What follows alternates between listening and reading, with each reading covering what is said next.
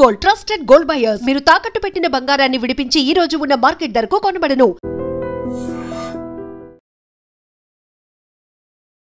కుకట్పల్లిలో జరిగిన సహస్ర murder case అయితే మీరందరికీ తెలిసే ఉంటుంది. సో ఎంత క్రూరంగా చంపాడో 10th క్లాస్ అబ్బాయి. సో దాని గురించి ఈరోజు ఎందుకు చెప్తున్నానంటే ఒక సెన్సేషనల్ విషయం అయితే బయటకు వచ్చింది. ఆ పాపని చంపింది వాళ్ళ కొడుకే అని చెప్పేసి చంపిన వాళ్ళ మదర్కి ఆల్రెడీ తెలుసు అంట. సో తెలిసినా కానీ ఇన్ని రోజులు హోల్డ్ చేసి ఉంచింది.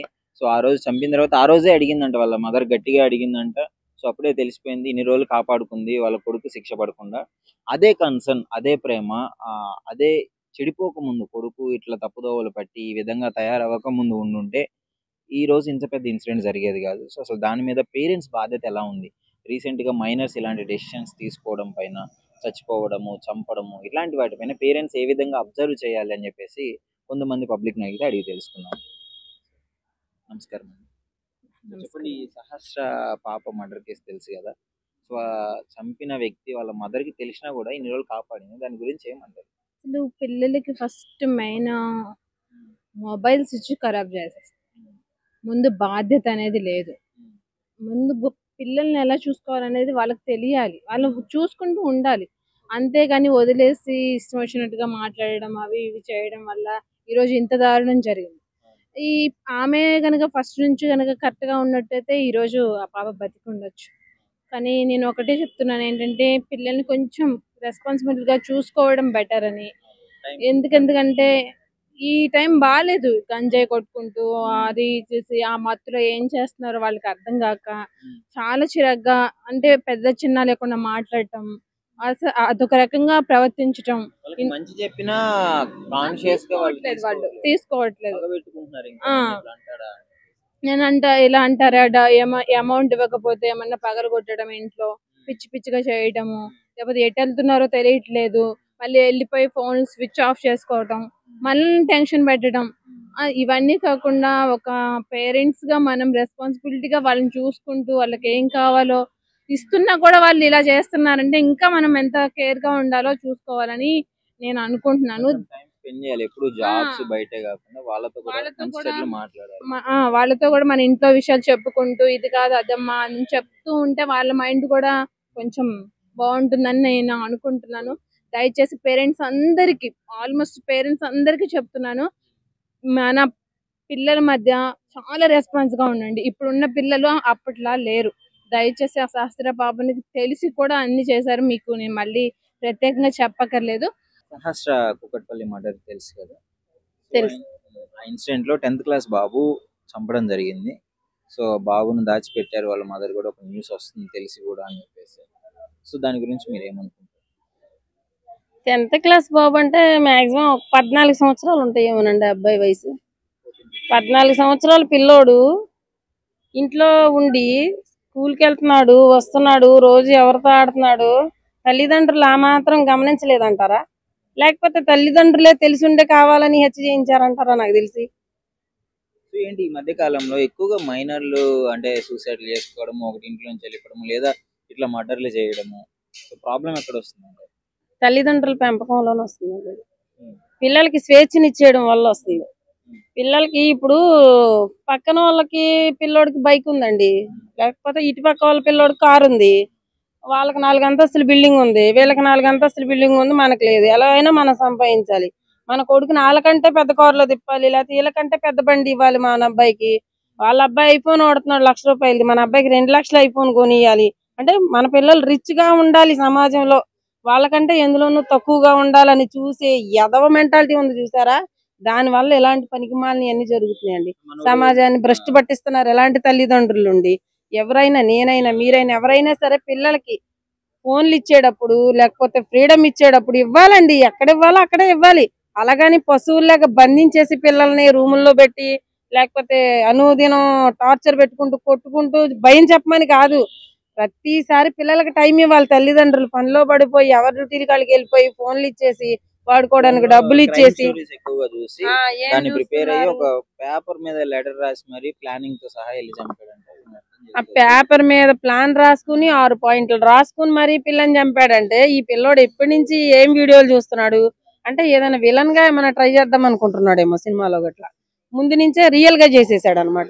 తల్లిదండ్రులు ఏం చేస్తున్నారండి, పిల్లలు చూసే వీడియోలను కూడా గమనించాలి. ఫోన్ ఇచ్చినా వాళ్ళు ఏం చూస్తున్నారు, అరే నీకు చదువుకునే ఉపయోగపడే చూడరా, లేకపోతే ఏమన్నా దేవుడి చూడు, మంచి చూడు, చెడు చూడు, ఇలాంటి చెత్త వీడియోలు నీకెందుకని చెప్పి పిల్లల్ని గద్దించాలి. మెయిన్ పిల్లల్ని తక్కువ ఫోన్ వాడేలా చూసుకోవాలి. ఫైనల్ గా ఏమంటారు ఈ ఇన్సిడెంట్ పైన? ఎలాంటి జాగ్రత్త తీసుకుంటే అసలు ఇట్లాంటివి జరగకుండా ఉంటాయి అంటే చెప్పండి. ఎట్లా జాగ్రత్తలు తీసుకోవాలన్నా కూడా ఎక్కడ పెట్టి దాస్తామండి పిల్లల్ని? పిల్లలండి వాళ్ళు ఆడుకునే ఫ్రీడమ్ కూడా లేకపోతే వాళ్ళని మనం ఎక్కడ పెట్టి దాయగలం చెప్పండి. అసలు ఈ సమాజంలో కన్న తండ్రిని కూడా ఇంట్లో వదిలిపెట్టి, కన్న కూతురుని వదిలిపెట్టి వెళ్ళడానికే లేని పరిస్థితులు అయిపోయినాయి కదా. కన్న తండ్రి దగ్గరే రక్షణ లేదు ఇవాళ ఆడపిల్లకి. ఇంకెక్కడ దాస్తే, ఎక్కడ ఎలా మనం కంట్రోల్ చేస్తే ఇవన్నీ తగ్గుతాయి అంటారు? అసలు ఇది ఎక్కడుంది? తల్లిదండ్రుల్లోనే ఉంది. మగపిల్లోని పెంచాలన్నా, ఆడపిల్లని పెంచాలన్నా, ఆడపిల్లకైతే తగు జాగ్రత్తలు, అమ్మ ఇట్లా ఉండొద్దు, ఇట్లాంటి వాళ్ళతో ఇట్లా ఉండొద్దు, ఇట్లా ఉండొద్దు, అలా బయటకు వెళ్ళొద్దు, ఇలా బయటకు వెళ్ళొద్దు, ఇలా డోర్ వేసుకొని ఉండు, మనుషులు లేనప్పుడు ఎవరు వచ్చినా, మేము వస్తే తప్ప ఎవరు వచ్చినా తలుపు తీకు అని చెప్పేది ఒకటి చెప్పుకోవాలి. రెండోది ఎవరితోటి అతిగా మాట్లాడొద్దు, చనువుగా ఉండొద్దు, ఎవరు ఇంకా చూడొద్దు, నీ పనేదో నువ్వు, నీ చదివేదో నువ్వు చదువుకో అని చెప్పాలి. మగ పిల్లల్ని పెంచేటప్పుడు తల్లిదండ్రులు, ఈ రోజుల్లో ఉన్న పిల్లలు చాలా అంటే చాలా దట్టిగా తయారయ్యారండి. అలాంటప్పుడు తల్లిదండ్రులు కొంచెం జాగ్రత్త తీసుకొని పిల్లలకి, ఓకే మీ పిల్లల్ని రిచ్ గా చూడాలనుకోవడంలో తప్పు లేదు, కానీ ఇలాంటి మర్డర్లు జరిగే అంత స్టేజ్ లో వాళ్ళ మైండ్ సెట్ వెళ్ళిపోయిందంటే మనం పట్టించుకోవట్లేదని అర్థం పిల్లల్ని. హాయ్ బ్రో, కుకట్పల్లి సహస్ర మర్డర్ చేసిన వాళ్ళ కొడుకే అని తెలిసిన వాళ్ళ మదర్ దాచిపెట్టిందని చెప్పేసి ఒక న్యూస్ వస్తుంది. 5 days దాచిపెట్టిన తర్వాత ఎట్లాగో నేరం నిరూపితమైంది, మనోడు దొరికాడు. సో అసలు ఇలాంటి ఇన్సిడెంట్ జరగకుండా పేరెంట్స్ నుంచి ఎలా ఉండాలి? ఫస్ట్ ఆఫ్ ఆల్ పేరెంట్స్ పెంపకం బాగుంటే ఇట్లాంటివి చేయరు బ్రో. వాళ్ళు పట్టించుకోవాలి, మెయిన్ థింగ్ వాళ్ళు పట్టించుకోవాలి.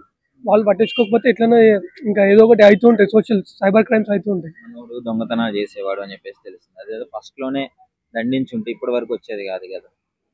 అవును బ్రో, ఇదైతే కరెక్ట్. ఫస్ట్ నుంచి మంచిగా చూస్తుంటే, అంటే వాళ్ళ పెంపకం ఇంట్లో వాళ్ళు ఎట్లా ఉంటే అట్లా, వాళ్ళు ఎట్లా చెప్తే అట్లా నడుచుకుంటారు. ఇంత క్రూయల్ గా క్రైమ్ చేసినాడు 10th క్లాస్ అబ్బాయి. ఇమాజిన్ చేసుకుంటారు ఎవరైనా అసలు ఇట్లా జరుగుతుంది? అది కళ్ళు కూడా ఇమాజిన్ చేయలేము అసలు. అదంతా పంచాయతీ కాదు బ్రో. పంచాయతీ ఏంటంటే మన పోరోడు తిరిగేదాన్ని బట్టి ఉంటది. మన దోస్తులు, మన ఎన్విరాన్మెంట్, మన సొసైటీ, మన మైండ్ సెట్. దాని బదులు ఇప్పుడు మన ఇన్స్టాగ్రామ్, ఫేస్బుక్, వాట్సాప్, ఇష్టం మొత్తం సినిమాలు అనేది తొందరలు అన్నీ వస్తున్నాయి. అప్పుడు ఇంకేమైతుంది? క్రైమ్ ని హైలైట్ చేస్తున్నాడంటే ఇప్పుడు అక్కడ చాలా రీజన్స్ ఉంటాయి బ్రో. ఒకటి వాడు సరౌండింగ్ తిరిగి పీపుల్స్ బట్టి వాడు అలా అయిపోయి ఉండొచ్చు, లేకపోతే వాడు మైండ్ లో వాడు పడే ప్రెజర్ బట్టి వాడు అలా రియాక్ట్ అయి ఉండొచ్చు, లేకపోతే బయట జరిగే ఇన్సిడెంట్ బట్టి కూడా వాడికి రియాక్ట్ అయి ఉండొచ్చు. ఒక విధంగా ఆడు ఎందుకు చేసాడో కూడా అనుకోవచ్చు. ఒకవేళ అమ్మాయి ఏమని చేసి ఉండొచ్చు, లేకపోతే ఏం చెప్పలేం. ఇప్పుడు వాళ్ళ అమ్మ దాచింది అంటున్నారు కదా, ఇప్పుడు ఏ అమ్మాయి అయినా సరే తన కొడుకుని దాచాలని అనుకుంటుంది. ఫస్ట్ రీజన్ దాచే ప్రేమ ఏదో ముందే పిల్లగాడి మీద చూపించుంటే ఇక్కడ వరకు వచ్చేది కాదు కదా. అదే కాబట్టి ఈ జనరేషన్ ఉన్న తక్లీఫ్.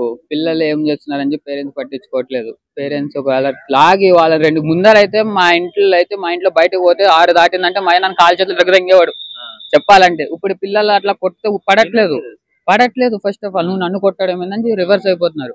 వాళ్ళ రివర్స్ అవడం వల్లనే పేరెంట్స్ వాళ్ళకి నచ్చ చెప్పడం పోవడం వల్లనే ఇలాంటివి జరుగుతున్నాయి. మెయిన్ రీజన్ కంట్రోల్ చేసుకుంటే ఎవడైనా మనిషే. వాడి థాట్స్ బట్టి వాటి కంట్రోల్ చేసుకోలేక వాడు అలా తిరగడం వల్లనే వాడే ఈ అయాక్షానికి పాల్పడ్డాడు. కుకట్పల్లి సహస్ర మర్డర్ కేసు, చంపిన అబ్బాయి వాళ్ళ తల్లికి తెలుసని దాచిపెట్టడానికి 5 రోజులు ఆగిందని ఇట్లాంటివి న్యూస్ వస్తుంది. దాని మీద అసలు మీ అభిప్రాయం? తల్లికి తెలిస్తే ఎవరు పిల్లలైనా పిల్లలే, అందరికి. ఆ తల్లి కడుపు కాల్చి ఈ తల్లికి సంతోషమా? తెలుసు అనేది అబద్ధం. ముందర ఫస్ట్ తెలుసు అనేది అబద్ధం. తెలితే ఏ తల్లి ఊకోదు. ఏం తెలితే ఏం కొడుకు కూడా ఆగమైపోతాడు కదా, భవిష్యత్తు ఆగమైపోద్దిగా. ఒప్పుకోదు, అది అబద్ధం. కానీ కనీసం పిల్లలు ఇట్లా తయారవుతారంటే తల్లిదండ్రులు మనం కూడా చూసుకోవాలి జాగ్రత్తగా. బాధ్యత ఉండాలి, వదిలేయొద్దు. తండ్రి తాగుపోతాడు అని తెలుస్తుంది, తల్లి కష్టపడాలని తెలుస్తుంది. ఆమె చూసిందో చూడలేదో వీడు ఎట్టుండి అన్ని నేర్చుకుండు. కానీ అమ్మ కష్టపడేటప్పుడు నీ పిల్లల్ని జాక్కునే అనే బాధ్యతలో నువ్వు పిల్లల్ని మర్చిపోవద్దమ్మా. ఇది కూడా నీ బాధ్యతే. చూడు వాడు ఏం చేస్తుండు. ఆడ బిడ్డ ఉన్నా బిడ్డను చూడు, కొడుకున్నా కొడుకుని చూడు. మన పిల్లలు ఏం చేస్తున్నారు, ఏంది, ఇలా భవిష్యత్తు ఎడిపోతుందని ఆలోచించి తల్లి. దొంగతనాలకు అలవాటు పడడం చిన్నగా ఇప్పుడు క్రైమ్ చేసేంత వరకు, అంటే ఒక పాపని అతి కిరాతకంగా చంపే స్థాయికి వచ్చే వరకు బాధ్యత పరంగా వాళ్ళే కదా రెస్పాన్సిబిలిటీ. అవును, తల్లిదండ్రులదే రెస్పాన్సిబిలిటీ. ఏం చేస్తాడు మన పిల్లలు ఏం చేస్తారని మనం కూడా ఒక కంట కనిపెట్టాలమ్మా. పనే కాదు, మనకు ఎన్నో బాధలు ఉండొచ్చు తల్లిగా. భర్త చేయకపోయినా పిల్లలు వినకపోయినా మనకు బాధ్యత, అన్ని బాధ్యతలు తల్లిగా మనం బాధ్యత తీసుకోవాలి. తల్లి వాడిటి జాతర నువ్వు కలగనలేదు కానీ నిన్ను నేను అనకూడదు, కానీ ఇట్ట పిల్లలు చెడిపోతాం కారణం కూడా మనం కూడా కొద్ది కారణం అవుతున్నాం. కాబట్టి మనం వాళ్ళు ఏం చేస్తారా ఏందా అన్ని చూడాలి. సెల్లులది వాళ్ళ సెల్లులతో చాలా చెడిపోతారు. పిల్లగాడి సెల్లు చూసినంత కిరాతకంగా నేర్చుకుంటే ఇవాళ ఈడు చేసిందంటే రేపు ఇంకొకటి చేస్తాడు. ఆ తల్లి కడుపు కాలినట్టేగా. అంత సమాసంగా ఉండిపోయి వాడు అట్లా చేసిందంటే దయచేసి తల్లిదండ్రులు కూడా మన పిల్లలు ఏం చేస్తారా ఏందా అని ఒక్కసారి 10 నిమిషాలు వాళ్ళ కోసం కేటాయించండి. సెల్లులు తీసుకొని వీళ్ళు సెల్లుల్లో చదువుకుంటారా, మంచి చూస్తారా, చెడు చూస్తారా అని ఆలోచించి చూడండి. దండించాలి, కొట్టాల్సిందే. మన పిల్లగాడైనా సరే తప్పు చేసినా నిలబెట్టి వాడిని దండించాల్సిందేనమ్మ. మనం వెనకేసుకొని కనుక వస్తే ఇవాళ చిన్న తప్పు అయితే రేపు పెద్ద తప్పు అయింది. ఇదేగా మరి ఇప్పుడు పెద్ద తప్పు అయిందిగా. నీ కొడుకు నువ్వు ఎట్ట కాపాడుకుంటూ ఇప్పుడు వాళ్ళమ్మ కడుపు కాలే ఒక పిల్లని చంపిండు, ఒక తల్లి కడుపు కాల్చిండు, ఇప్పుడు నీ కడుపు కూడా కాలిన కింద లెక్కే కదా. అందుకని దయచేసి మనము మన పిల్లలైనా కూడా తప్పు చేసినా కూడా మనం దయచేసి మనం దండించాలి. తల్లిదండ్రులు మన పిల్లలు ఏం చేస్తారా ఏందా ఎడిపోతారా అని మనం తల్లి తండ్రి ఇద్దరం ఆలోచించాలా. ఎవరి బాధ్యత వాళ్ళు నిర్వర్తించాలి. తల్లి బాధ్యత తల్లి, తండ్రి బాధ్యత తండ్రి. ఇది సహస్ర కేసులో మళ్ళీ మదర్ కి తెలుసు కావాలని 5 days దాచిపెట్టింది, ఆ తర్వాత పోలీసులు పట్టుకున్నారు. దాని మీద అసలు మీ అభిప్రాయం ఏంటి?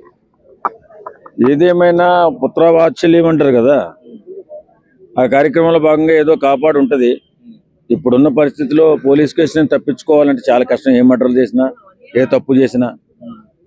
వాస్తవంగా ఇప్పుడు తల్లిదండ్రులు బిడ్డల పట్ల చూపిస్తున్న ప్రేమ వల్ల ఆ కాపాడే ప్రయత్నంలో భాగంగా ఆమె చేసి ఉంటుంది. కానీ నిజంగా మాట్లాడాలంటే ఈ మర్డర్ కేసులో తల్లిదండ్రులు ఖచ్చితంగా శిక్షించాలి. ఇప్పుడు అదే ప్రేమ, కాపాడుకోవడానికి ఉన్న ప్రేమ కొడుకు చెడిపోతుంటే ఏమైంది? ఇప్పుడు తల్లిదండ్రులు బిడ్డల మానసిక స్థితి ఎలా ఉందో ముందుగా గుర్తించాలా, గమనించాలా. వాళ్ళు ఏం చేస్తున్నారు, ఏం చూస్తున్నారు, వాళ్ళ పరిస్థితి ఏంటి. వాళ్ళు ఏదన్నా సైకోల్లాగా మాట్లాడుతూ చెప్పిన మాట వినకుండా ఇష్టానుసార ప్రవర్తన చేస్తున్నప్పుడు మరి వాళ్ళని ఎవరికైనా చూపించి ఆ నీరసాన్ని మరి క్లియర్ చేసుకోవాల్సిన అవసరం ఎంతైనా ఉంది. వాళ్ళ ప్రవర్తనలో తేడా ఉన్నప్పుడు కౌన్సిలింగ్ ఇప్పించాల్సిన అవసరం వాళ్ళకు ఉంది. తర్వాత ఇలా బిడ్డల పరిస్థితి బాగోలేదని తెలిసి కూడా నా బిడ్డ అని చెప్పేసి వాత్సల్యంతో ఉన్న తల్లిదండ్రులను నిజంగా శిక్షించాలి. ఇంకా అతను మానసిక పరిస్థితి బాగోలేనప్పుడు హాస్పిటల్ తీసుకెళ్ళాలి కదా, కౌన్సిలింగ్ ఇప్పించాలి కదా. మరి ఇవేమి చేయకుండా ఒక పాపని జీవి తీసేంత వరకు వీళ్ళు ఆగారంటే దీనిలో తల్లిదండ్రుల పాత్ర కూడా ఉన్నట్టే అని చెప్పి మనం భావించాల్సి వస్తుంది. 10th క్లాస్ అంటే దాదాపు 15 సంవత్సరాలు అంత క్రూరంగా మెడలో కత్తులతో పొడిచి, కడుపులో పొడిచి, అంటే ఏంటి ఇంత క్రూయాలిటీ? అంటే ఒక మూవీస్ ద్వారా వస్తుందంటారా, లేదంటే తిరిగే స్నేహితుల ద్వారా అంటారా? నిజంగా ఇప్పుడున్నటువంటి యూట్యూబ్లు కానీ సోషల్ మీడియాలో కానీ ఈ మర్డర్లు కానీ వీటి గురించి క్లియర్గా ఎలా చేస్తే ఎలా తప్పించుకోవచ్చు అని కూడా చెప్తున్నారు వీళ్ళు. ఇలాగా చూస్తున్న యువత పెడదారిన పడే అవకాశం ఉంది, లేదని కాదు. ఏదేమైనా బిడ్డల పరిస్థితిని గమనించినటువంటి తల్లిదండ్రులు వాళ్ళకి చికిత్స చేయించకుండా సమాజంలో వదిలేసి ఇష్టానురీతిగా మనుషుల్ని చంపుతుంటే మళ్ళీ కాపాడాలని ప్రయత్నం చేస్తున్నారు చూడు, ఇది మాత్రం చాలా ఘోరం. నిజంగా ఈ తల్లిదండ్రులు అయితే నా దృష్టిలో ఖచ్చితంగా నేరస్తులే. ఎందుకంటే వాడి మానసిక పరిస్థితి బాగోలేదని తెలిసి వాడిని కంట్రోల్ చేయవలసింది పోయి, వాడిని తీసుకెళ్లి కౌన్సిలింగ్ ఇప్పించవలసింది పోయి, వాడిని ఆరోగ్యవంతుడిగా చేయాల్సింది పోయి, చనిపోయిన తర్వాత చంపేసిన తర్వాత మళ్ళీ కాపాడాలని ప్రయత్నం చేశారు చూడు, ఇది మాత్రం చాలా నేరం నిజంగా చెప్పాలంటే. And don't forget to subscribe to iDream. And for more videos, please subscribe to iDream. Please subscribe to iDream. Please subscribe iDream. And please subscribe to iDream. For more videos, subscribe to iDream. please like, share and subscribe to the channel. Congratulations iDream. Subscribe to iDream. Subscribe to iDream. So subscribe to iDream Media. iDream ki iDream team andarki huge congratulations. Please subscribe iDream Media. Please subscribe to iDream. Subscribe iDream. Please subscribe to iDream. iDream అంటే నా కళల channel subscribe చేసుకున్న నోరు తిరుగుతలేదు, మీరైతే గంట గుర్తు కొట్టండి. For more such videos, please subscribe to iDream. Subscribe to iDream. Please subscribe to iDream. Please subscribe iDream Media. Please do subscribe to iDream. Please subscribe to iDream Media. For best entertainment and information, please subscribe iDream.